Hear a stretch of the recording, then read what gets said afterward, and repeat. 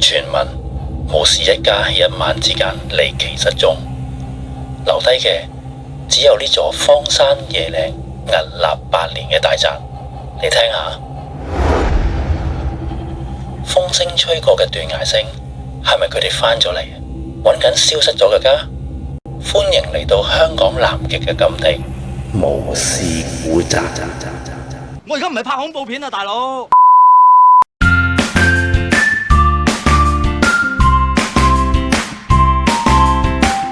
呢度係蒲台島嘅碼頭，我哋今日會帶大家行一轉香港南極。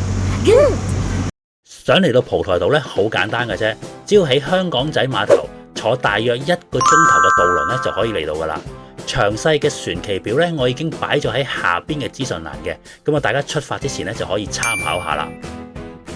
行山、打卡、睇風景，如果你嚟到香港南嘅蒲台島，淨係識得做呢3件事嘅話，咁你就真係嘥咗張船飛啦。呢個望落好似世外桃源嘅離島，背後其實隱藏咗好多連本地人都未必知道嘅秘密。今日等我帶你一邊行一邊揭開5件你嚟到蒲台島一定要知道嘅奇聞事件。講起香港南極，其實係我頻道入邊香港4極遊嘅其中一站嚟嘅。喺我心目中呢，我將香港4極係定義為東面嘅東平洲、北面嘅紅花嶺、西面嘅大磡森同深坑瀝，而南面呢，就係今日同大家行嘅蒲台島。雖然喺呢4個地方呢，未必係地理上最絕對嘅盡頭，但係勝在相對係比較易去嘅，同埋全部咧都擁有香港頂級最震撼嘅風景嘅。所以今日嘅南極蒲台島嘅話咧，大家記住睇到最後啦。喺呢個正式出發之前呢，借大家少少時間幫我個頻道賣個廣告先啊！豬仔團呢，主要係一個介紹香港行山路線嘅頻道嚟嘅，我哋會以香港4景啦，同埋一啲輕鬆郊遊嘅路線去為主。另外咧，我哋都會密切留意同埋介紹香港政府新改善又或者係新落成嘅山徑嘅，就好似之前拍攝過嘅半億工程系列啦，同埋活力環島長廊等等嘅。如果大家想第一時間知道香港而家啲咩新嘅最靚山徑嘅話呢，咁啊記得一定要訂閱我哋個頻道咯，同埋撳埋個鐘仔啊！多謝大家嘅支持。好，講翻今日嘅主角蒲台島，我哋一陣咧會喺碼頭做起點啦，然之後咧就行一整個圈嘅。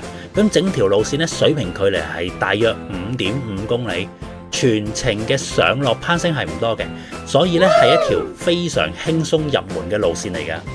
睇睇今日嘅天氣先啊！天文台嘅預報氣溫係有27度至到32度，天氣開始變得好炎熱啦。所以咧，大家行山郊遊嘅時候咧，記得帶翻足夠嘅水，同埋做好防曬啦。有件關乎於大家生死存亡嘅事咧，要同大家宣布嘅。我哋今日咧可以喺蒲台島上邊咧，可以享受幾耐嘅陽光與海灘咧，命運其實係掌握喺呢個傳奇嘅手入邊嘅。咁預計咧，我哋大約會喺9點15分啦，咁啊就會登陸到蒲台島。不過咧，回程嘅機會咧，只係有3次嘅啫。咁你想喺個島度玩到幾盡，定係想提早回航嘅話呢？咁啊完全係取決於你坐邊班船翻去啊！如果錯過咗最後嘅一班船呢，可能咧就要留喺個島上面過夜噶啦。所以大家咧記得要睇好個時間，揀好你回程嘅班次咯。第一個點咧，我就擺咗喺呢一個觀日亭啊，由碼頭經過一段第3段嘅郊遊徑上到去咧嗰個觀日亭咧，水平距離咧係有成3公里噶。咁啊，今日呢段路咧係會比較輕鬆啲。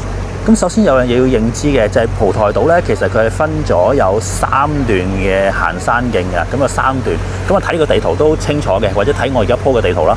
咁啊分咗呢個左手邊呢一段啦，中間呢一段同埋右手邊呢一段，有3段噶。咁啊都係3個唔同嘅 level 嚟噶。咁可以睇翻我個地圖標示，咁啊會清楚啲噶啦。咁咧喺我哋而家離開咗碼頭之後咧，我哋首先會去個交叉路口位先嘅。呢條路就可以上到去巫士古宅，由呢度過到去巫士古宅水平距離有500米，都係一啲好輕鬆嘅路。不過上到去就會唔係太輕鬆啦，因為驚啊嘛。呢個係第一段啦，係最輕鬆嘅一段。先見到有蒲台學校，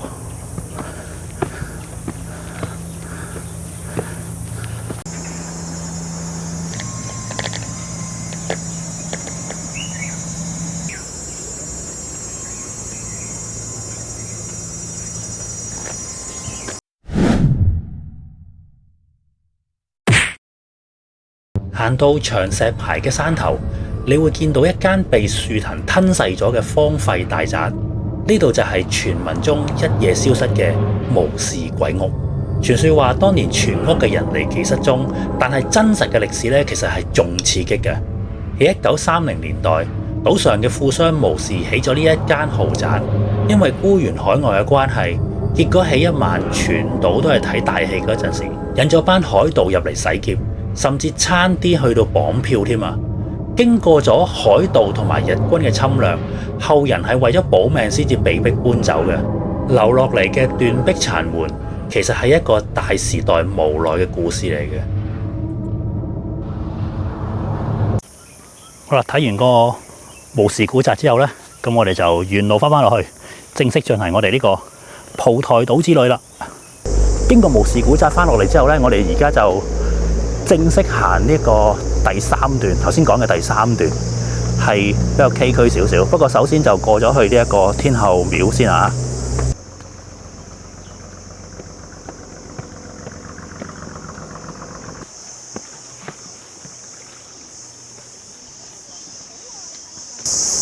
嚟到呢個路口位咧，一陣間我哋會行呢條路上嘅，就講緊係第三段啦，係較崎嶇。我哋先落咗去天后廟先。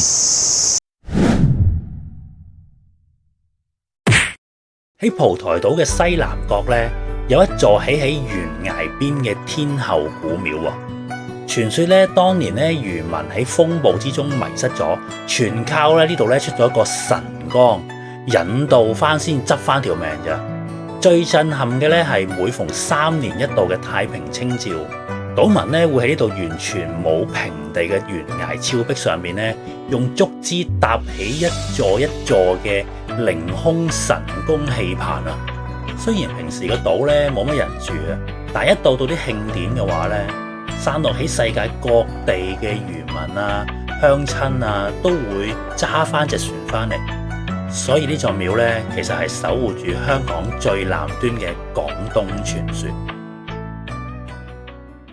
我今日嘅拍攝時間咧係喺呢個5月尾啊，咁啊啱啱過咗呢一個太平清醮，咁啊啲竹棚啦，咁啊好鬼斧神工係嘛，咁啊唔方便落去啦，因為有人做緊嘢，咁我哋就離開呢一個天后廟，咁啊跟住就會頭先講過啦，就喺呢條路上，咁呢條路咧就係叫做第三段。咁第三段咧，咁佢就話要行1個鐘頭9個字。咁1個鐘頭9個字咧，咁我唔知佢係講去咗邊啦。不過我就俾個資訊大家，1個鐘頭9個字，其實呢一個係一個時間，距離有幾多咧？去到翻呢個第一同第二段，即係接駁翻落去嘅話咧，水平距離有2公里㗎，全部攀升。咁就係喺呢條路上，好清晰嘅，好清晰嘅。呢條路對於一般郊遊開嘅人，即係行開啲郊遊徑嘅人咧，係絕對應付到嘅。不過如果係啲老人家或者係一啲即係叫做即係唔係行到唔係咁方便嘅咧，就唔好行呢段路啦。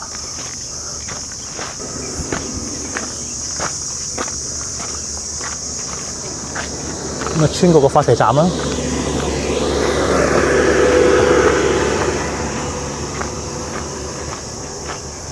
好多奇形怪石，好多啊！咁好清晰噶啦，係咪有啲路牌咁嘅？全部都係大型嘅波板石嚟嘅。係冇錯嘅，我哋係向住觀日亭方向。觀日亭，我繼續上。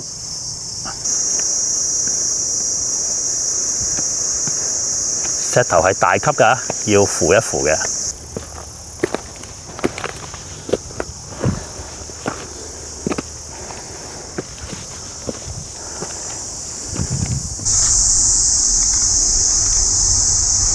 跟住好快就會見到有啲欄杆攔晒兩邊添啊！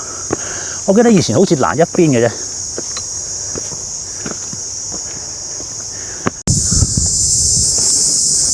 嗱，呢啲鐵鏈啊係穩陣嘅，即係唔係油性嗰啲，但係都唔好借晒嚟嚇，唔好借晒嚟嚇，即係都唔會點樣維修㗎啦，應該。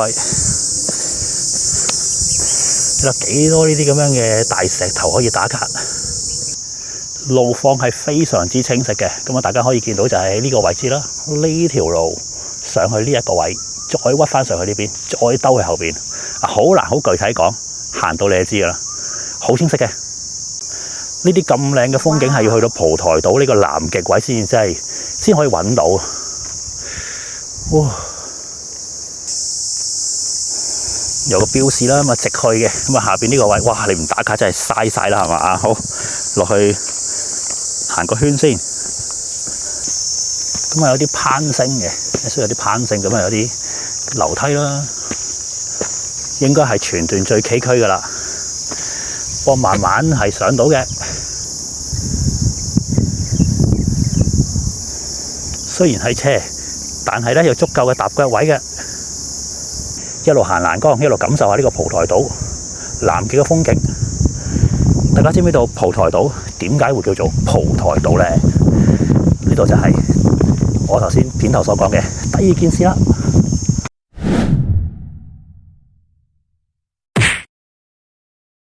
蒲台島呢個名就聽得多啦，但係你知唔知點解叫做蒲台啊？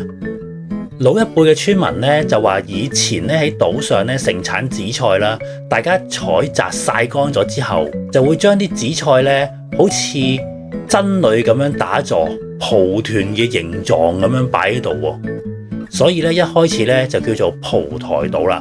個台字咧係竹花頭噶嗰個台啊。另外咧有一個講法咧就係如果你坐船喺遠距離咁樣望過去，成個島咧係平平坦坦，好似一個漂浮咗喺海上嘅平台咁嘅。咁呢個名咧根本就係以前漁民嘅生活縮影咯。上到嚟一個頗為高嘅地方，咁啊呢度前面又有嚿好奇特嘅石。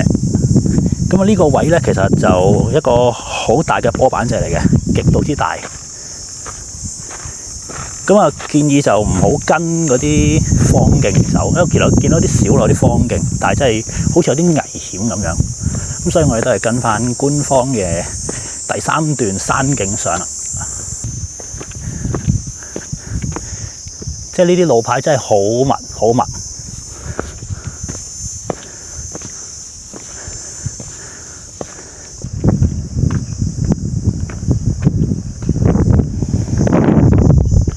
過完一個欄，再一個欄。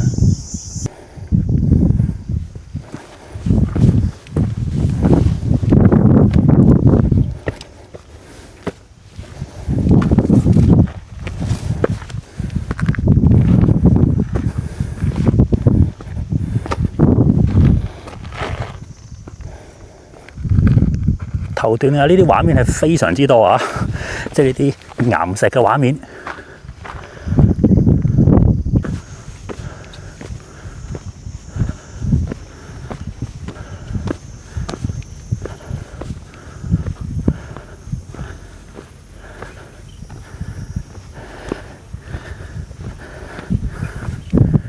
簡直就係完美嘅風景啊！近乎8-9成都係行緊呢啲岩石，呢啲大嘅波板石嘅。好好行嘅呢啲位係行山杖都唔使攞嘅。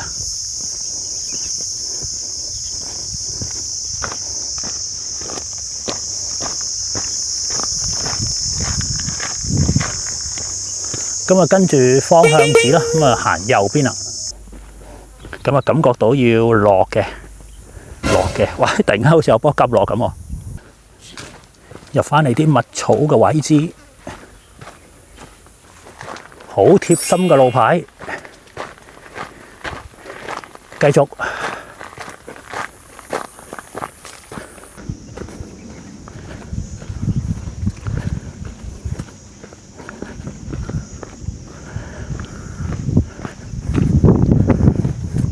好，穿翻出嚟，又係好大嘅打卡石。呢個位又堆咗好多石陣啦。呢啲石陣咧係人堆㗎，自然係冇可能會咁樣搭嘅，因為就好得人驚㗎啦。石堆，跟住欄杆，左手邊有師弟有條方徑上去東頭頂，另外一個高峰位，即係另外一個蒲台島嘅高峰位，咁有條標嘅。難行嘅，睇都睇到難行啦，係嘛？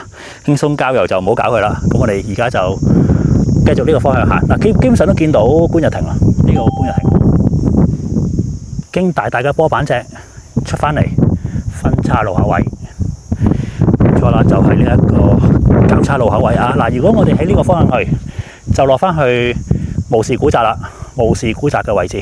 咁我哋咧而家就會跟返佢嘅指示去官日亭呢入邊，完咗我哋嘅第3段噶啦。咁我而家就行第二段。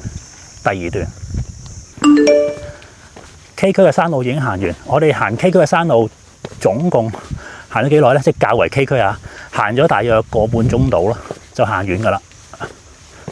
即係同佢個路牌講係差唔多時間嘅。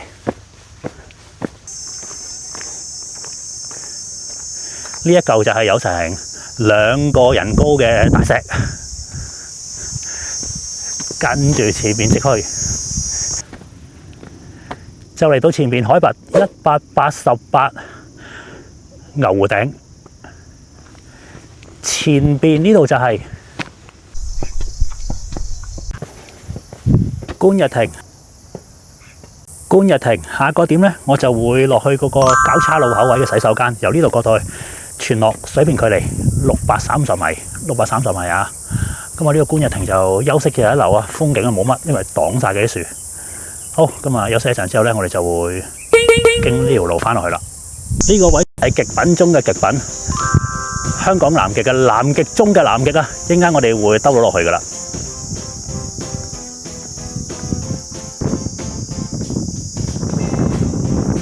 行完長長嘅樓梯啦，落到嚟呢個位置又係一個好大嘅岩石位。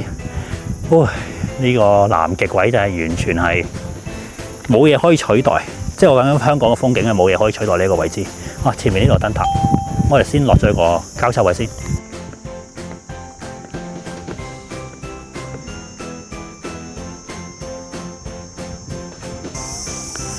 落返嚟呢個交叉路口位啊！呢個就係洗手間巷廁嚟嘅啫，千祈唔好以為係嗰啲沖水廁所，因為呢度咧係冇電㗎，成個係冇電㗎。嗱，下個點我就係落過去呢個126燈塔啦。咁啊，即係呢度啦，見到啦，呢個位就係126燈塔。過去幾耐咧？水平距離430米啊！我哋而家正式進入南極中嘅南極，亦都係好多嘅打卡石啊！由呢個上燈塔，水平距離430米啦，講過。咁呢個南極中嘅南極咧，跟住佢郊遊徑行個圈，1.1公里啊，1.1公里，中間就係有好多嘅打卡石啦。其實喺蒲台島行山咧，簡直係好似進入咗一個巨大嘅奇石博物館咁嘅。呢度嘅花崗岩咧，經過幾億萬年嘅風化，變出咗咧無數奇形怪狀嘅打卡石啊！最出名嘅佛手岩就好似一隻巨手啊，挨住呢個懸崖邊向大海祈福咁啊！仲有栩栩如生嘅靈龜上山啦，就好似隔住個山窿咧，同呢個真人石對望咁嘅。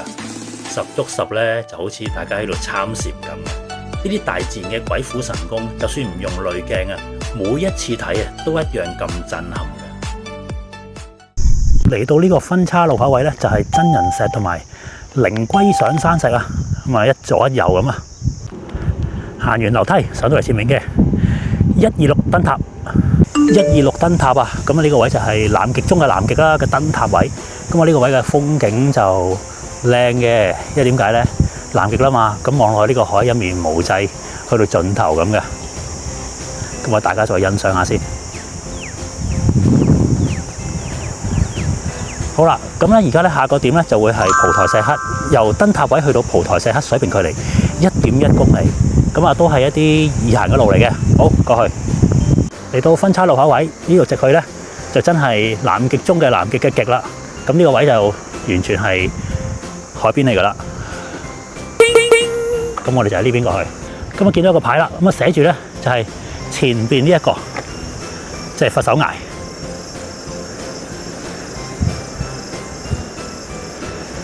出翻嚟呢個洗手間，行完1.1公里嘅南極之極啊！我哋而家就行呢條欄杆過石刻。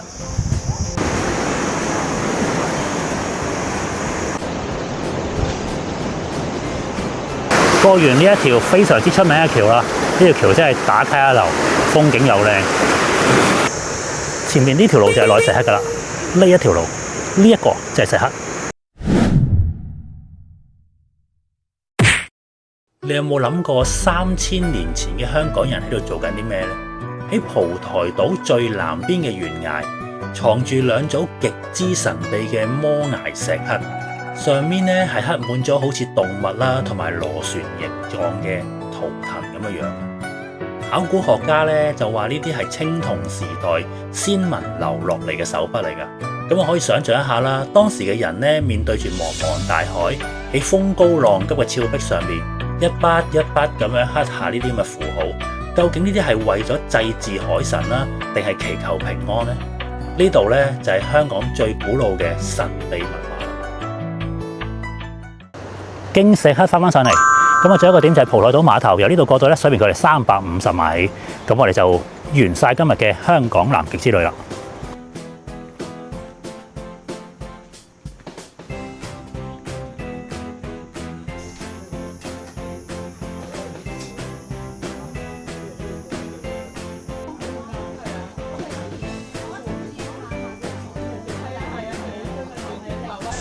出翻嚟前邊嘅碼頭，總結翻段路。今日一共行咗7公里，步行時間大約3個鐘度啦。咁啊呢段蒲台島嘅郊遊啦，我可以當係咁講啦。就算係嗰段話 K 區嗰段咧，都係行，對於一啲行開山嘅人嚟講係易行嘅。咁而咧整條路線咧，大家真係要個心理準備，就係暴曬㗎。所以咧夏天嚟行真係要做足準備，帶足夠嘅水啦。咁而呢條路咧，當然啦，風景係我諗香港冇一個地方可以取代到，因為佢係南極之極啊。咁所以大家有時間記得嚟呢一個蒲台島欣賞下呢個風景啦。好啦，今集嚟到呢一度，多謝各位收睇，我哋下集見，拜拜。